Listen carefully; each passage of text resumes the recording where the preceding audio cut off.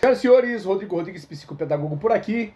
Eu quero dar as boas-vindas a todos nesta aula magna, onde explanaremos os conceitos e a metodologia do projeto Jornada Transforme o Seu Mundo, que nós chamamos carinhosamente de TSM.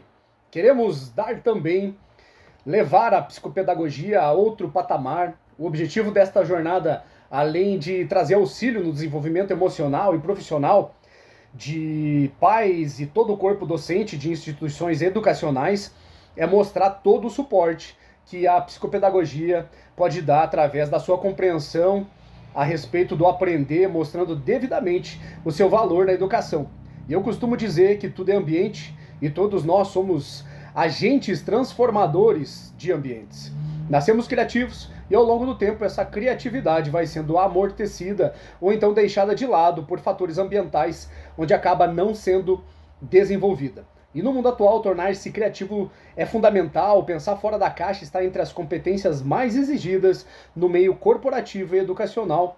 As coisas mudam muito rápido, a tecnologia cresce exponencialmente, crescendo de forma acelerada, dobrando ou até triplicando de desempenho a cada período de tempo, principalmente agora com as inteligências artificiais. E é fato que as organizações que não se adaptarem tendem a estagnar ou a então desaparecer, causando um impacto social negativo muito grande. E o pior ainda é que hoje em dia estamos competindo com a dinâmica das redes sociais. Todos nós nascemos com capacidade criativa, mas para que ela possa se desenvolver com a total plenitude, nós precisamos voltar a pensar dentro da caixa. Mas, Rodrigo, você acabou de me dizer que o pensar fora da caixa está entre as competências mais exigidas no meio corporativo e educacional. Como agora você me vem com essa conversa de que precisamos voltar a pensar dentro da caixa? Como na minha visão tudo é ambiente, e eu entendo que o primeiro ambiente em que convivemos é o nosso eu, vivemos dentro de nós desde sempre, e se não estamos ambientados com o nosso eu, como então podemos dar o que nós não temos? Como iremos transformar ambientes sem antes transformarmos a nós mesmos primeiro? Essas são as perguntas que ficam.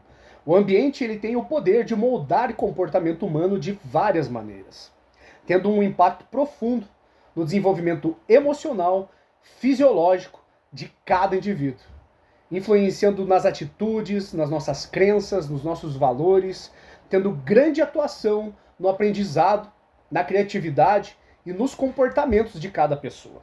A correria do dia a dia, as pressões, as mudanças rápidas e constantes deste mundo tecnológico e globalizado, o excesso de informação, em muitos casos fazem com que as pessoas percam o foco no objetivo real, de aplicar a capacidade criativa para trazer a realidade, chamando à existência as suas ideias, gerando ansiedade, esgotamento físico e mental.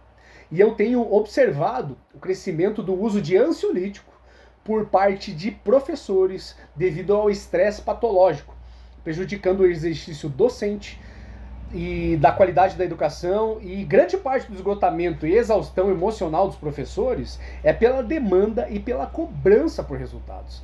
Falta de recursos, excesso de responsabilidade, tanto administrativas quanto pedagógicas, além da falta de reconhecimento, a falta de respeito por parte de alguns pais e alunos e por aí vai. Essa é só a ponta do iceberg. E nós, como educadores, nós começamos cheios e no decorrer da docência nós vamos nos desmotivando, nós vamos murchando por estes e tantos outros fatores que nos implicam diariamente.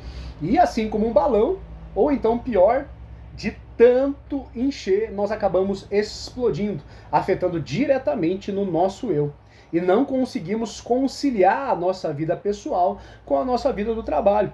E há muitos anos atrás, eu assisti uma palestra do senhor Daniel Godry, que é uma das principais referências na área do desenvolvimento pessoal do Brasil, e ele fala algo que eu achei sensacional. Se você não encher o seu balão, ninguém vai encher. E ninguém pode murchar o seu balão, a não ser que você deixe. Olha só a responsabilidade pelo nosso eu. E o extraordinário aqui é que se não soubermos equilibrar vida pessoal, familiar, social com a vida profissional, nós corremos um grande risco do nosso balão estourar. gerando burnout, ansiedade, depressão, síndrome do pânico e por aí vai, que começam dentro de nós e afloram no nosso corpo, alterando tireoide, gastrite, úlceras, insônia, doenças autoimunes, e é por isso que esse projeto se chama Transforme o Seu Mundo.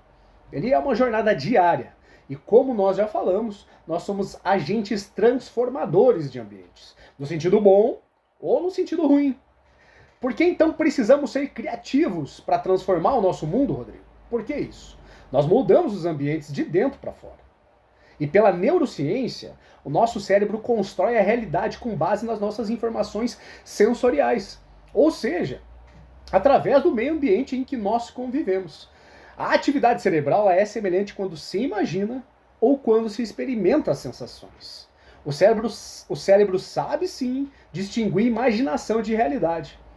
Mas quando nos prendemos em um ciclo de pensamentos que reforçam dor, sofrimento ou fracasso, por exemplo, o nosso cérebro aprende a repetir esse padrão.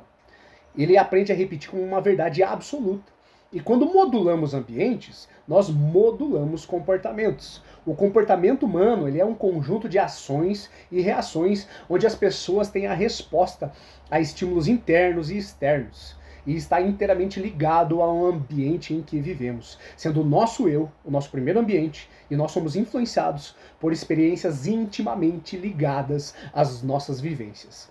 E diariamente, nós precisamos encontrar novas formas de adaptação e transformação de ambientes.